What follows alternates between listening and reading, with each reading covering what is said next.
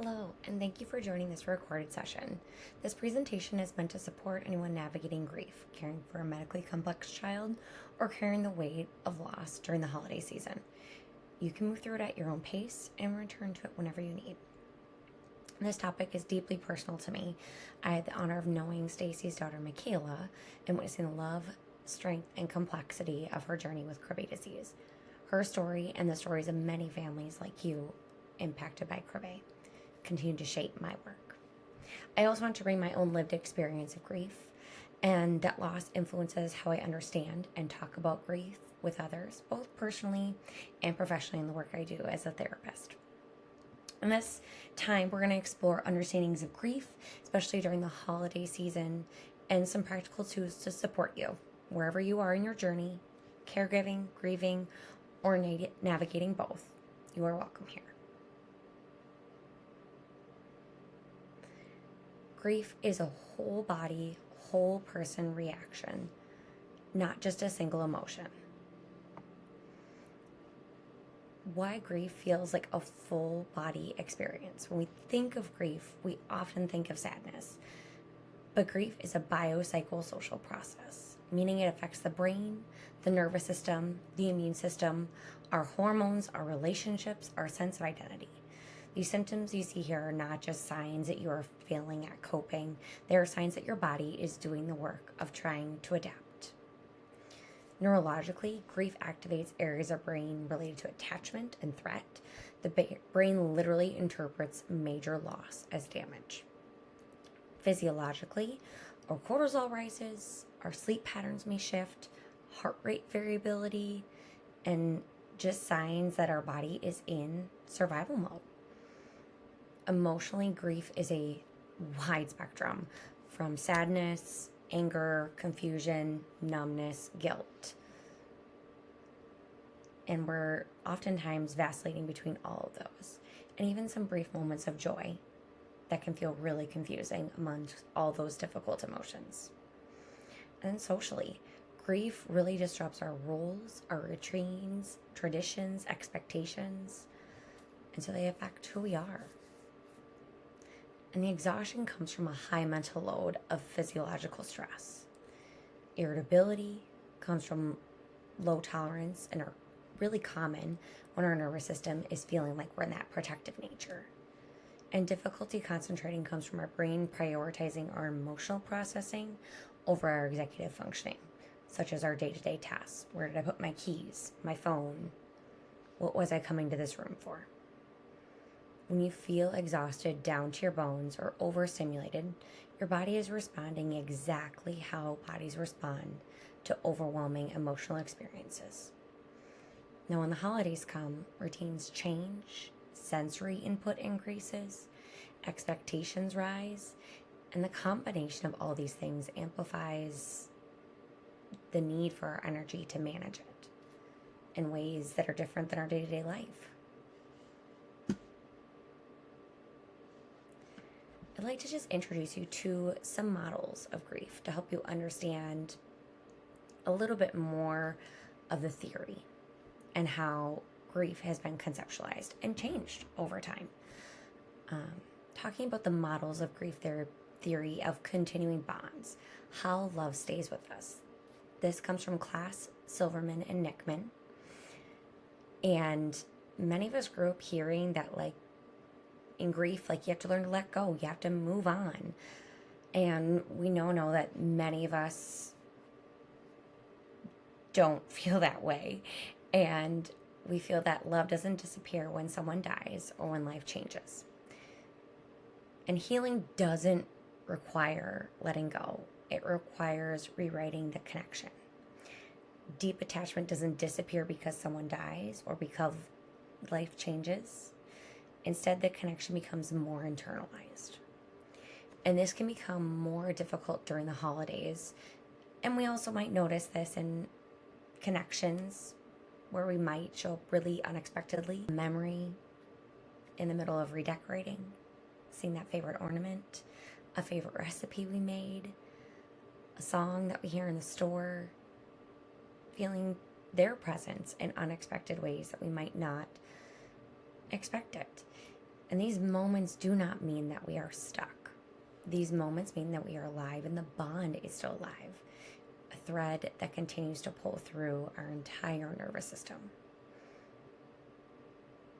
And we know that both clinically and emotionally, continuing bonds are associated with healthier adjustment and not avoidance.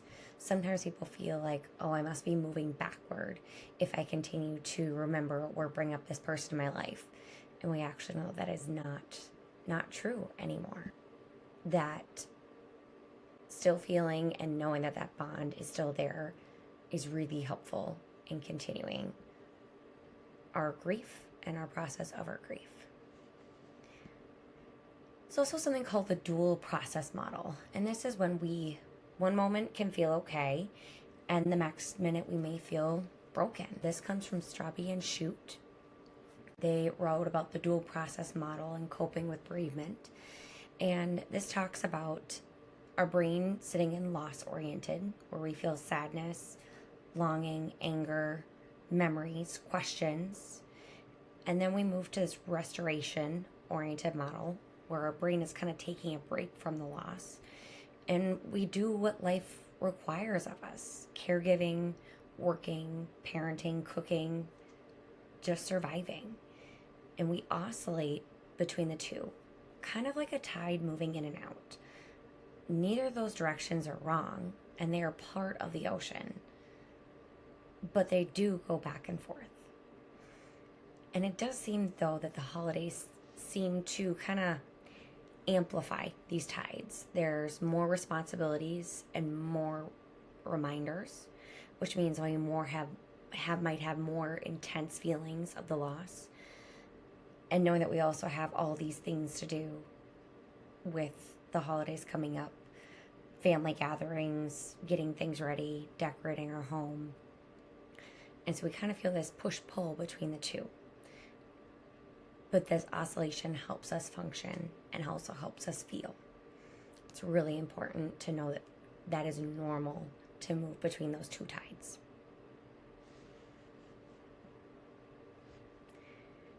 And then we have another called meaning reconstruction, making sense of life after the loss. This is written by Niemeyer, and it simply describes the process of finding a way to make sense of life again. Not by getting over the person or the loss, but by allowing the loss to become a part of our story and our identity in a way that just feels very true to us. The reason that this can be more difficult during the holidays is we tend to question a lot of meaning during the holidays. Sometimes really gently to ourselves, sometimes really sharply. They remind us of who we were before the loss and who we might be after the loss, or before a diagnosis and after a diagnosis, and who we imagined we would be. This kind of sits in the area of ambiguous loss as well, when we are feeling that push-pull of the in-between. And it kind of invites this check-in of like, what traditions still fit, what no longer does, what memories do we have that we want to carry forward. And it's not that the holidays necessarily force meaning, but they definitely open up the door to it. They help us rediscover what matters, reshape old rituals, and weave our loved one into the story that we're still writing. Holidays trigger reflection on identity and meaning, interpreting old rituals, integrating lessons your loved one taught you, learning how to hold joy and sorrow together. There is definitely this both and portion of grief where I can feel both loss and joy at the same time. And that can feel really difficult when we are feeling both of these things at the same time, because we're not really sure which one pervades over that. But that is very normal, and it doesn't mean that you are doing anything wrong.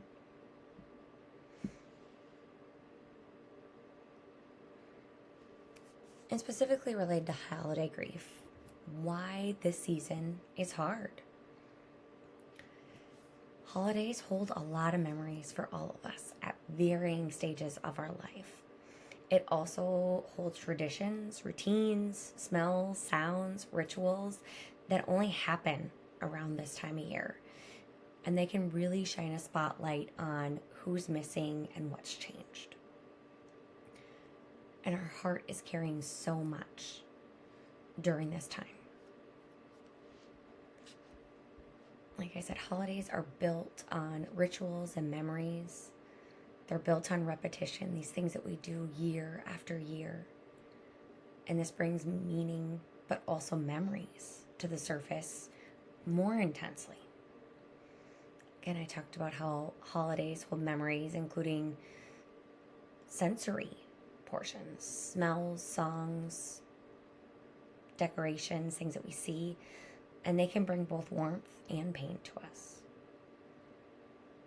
We also notice role shifts, where maybe we were caregiving one year and the next year we weren't, and there was a loss, and this changed family structure.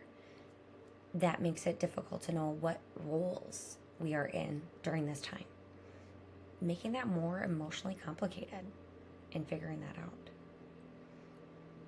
The other difficulty portion is the expectations and seemingly the performance that happens during the holidays. Society kind of tells us, oh, this is a time to be happy and joyful and energetic and participate, and all of these things going on with our families and social circles and the demands that are put on that. And that feels really difficult when we have a less emotional bandwidth. I mentioned ambiguous loss earlier, but this is really important that we talk about.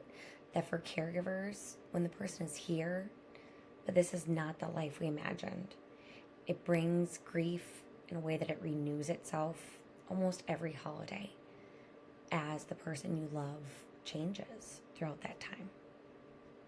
There also can become this comparison and social pressures. I talked about social demands and increased family time, but just these other social demands and pressures that are put on us. And seeing others celebrate really happy moments when we are not feeling that way. Social media really implicates this as well and brings this more to the surface when you are scrolling your Facebook feed or your Instagram feed and seeing all of your friends with their families and everyone looks happy and healthy when we might not be experiencing that same thing. If the holidays feel heavier year after year, that is being human with loss. Your heart is carrying so much. And one thing that we can do is set boundaries for ourselves in a way that honors our truth. And you get to choose what supports you, your healing, and the people who care and stand with you during this time. As we move into caring for ourselves through the holidays, I just want us to remember these things. With our love, our grief, our memories, and the weight of caring or missing someone who shaped our part, you have permission to change tradition. Keep what comforts you, release what feels too heavy, and create something small and new if you need to.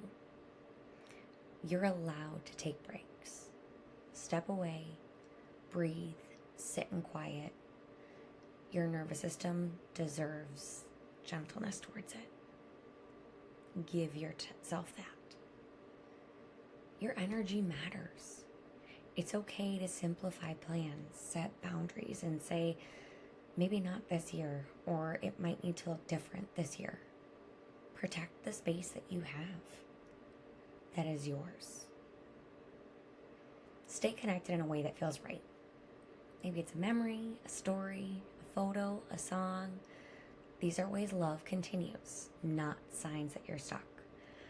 I personally have a couple ornaments of my mom that I loved put on my tree, but they are also not without heaviness in putting those on there. And it is okay to feel joy and love when putting those on, but also feel sadness and heaviness at the same time. But it's a way for me that helps me stay connected in something that feels right. Having her photos there help me make it feel right. And that's what works for me, but that is not the same for everyone. You should choose what's manageable for you. Let the holidays maybe be smaller in comparison to previous years if they need to be. That does not make them any less if they are smaller. And you do not have to meet every expectation. Like I talked about, that there's a lot more social demands and family demands during this time. Find what feels right for you. And having moments of joy do not betray your grief. Joy and sorrow can sit together. Both are honored and both are welcome. They both serve a purpose for us. And you deserve support. Reach for someone who understands. Let others carry some of the weight for us. If that means bringing a holiday dish for us because we were overwhelmed, if that means a friend baking you cookies to take, let others in who want to be there. And there's no right way to do this season. There's only your way. And this is shaped by love. And thinking about for yourself, what is some sort of kindness that you can do towards yourself? Maybe what helped, what hurt, what maybe you need more of in this space.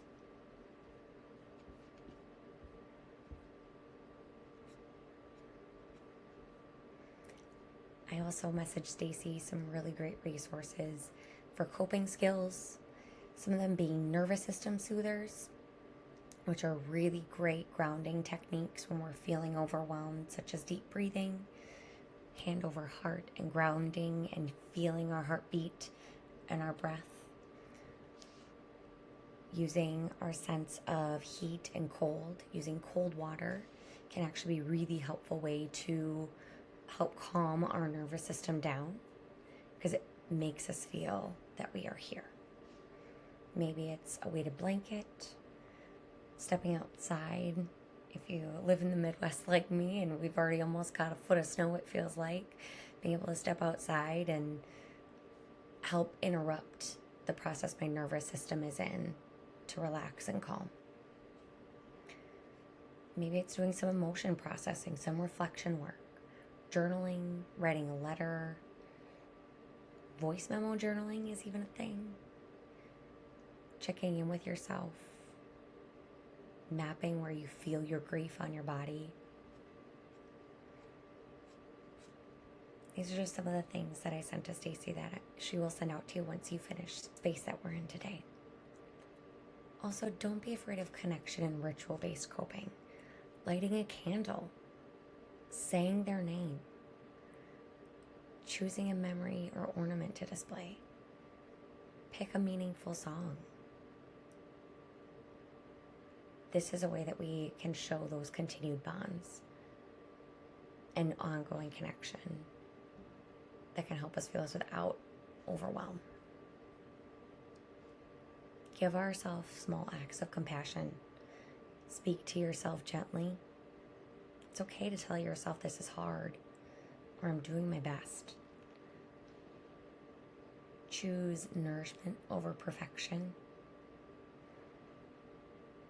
Sometimes good enough is good enough. And if it's what you can do and can give, that is good enough. Let yourself rest without guilt. Rest is not something we earn. Rest is something that is just like breathing air, drinking water, sleeping. It should be just as necessary as those basic needs for ourselves and our body.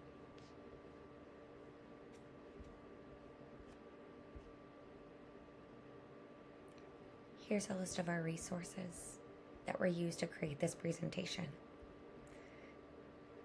There's also a list of boundary statements that will be sent out as well. This can be really helpful in finding the words to be able to tell somebody that you may need a boundary, whether that be we're not discussing the medical care during the family events, or maybe we're not attending, or maybe we're going to attend but maybe in a different way than we have before. Some really helpful statements that might help strengthen how you feel that you need to set your boundaries with others. We hope that you found this presentation helpful and look forward to connecting with you more.